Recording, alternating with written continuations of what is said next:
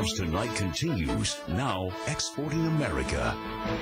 Tonight, our special report. Few immigration programs are more controversial than our foreign worker visa programs. There are an estimated 1 million foreigners working in this country who entered on H-1 and L-1 visas.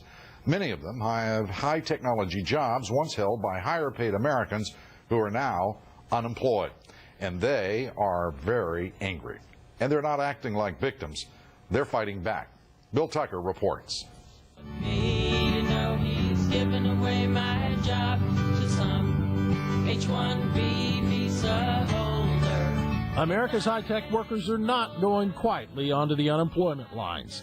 Among other things, they're actively lobbying Congress to stop what they see as an impending disaster. It's now or never. I really don't think America can afford to lose the tech industry, and I really think that's what's happening. Sona is a computer programmer who lost her job to a lower-paid H-1B visa worker.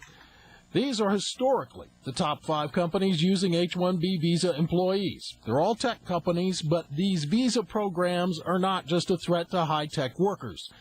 H-1Bs are being issued for accounting, architects and design, managerial and administrative positions, and yes, even television positions.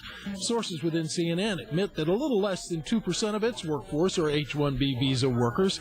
CNN will not officially confirm that number, nor is it legally required to. As this issue stays out in front, I think there'll be growing public resentment about how these programs function and more pressure to reform them.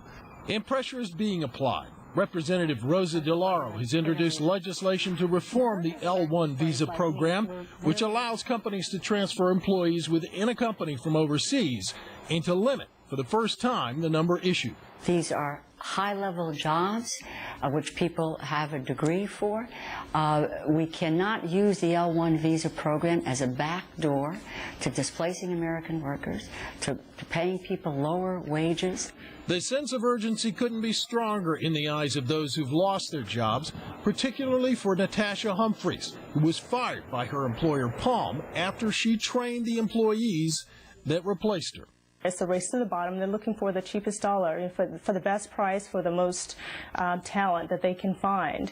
And so it's really important to me to demonstrate to other individuals that you do have recourse. You know, if we organize, if we mobilize and gather our resources, you know, and maybe we can effect some legislative change.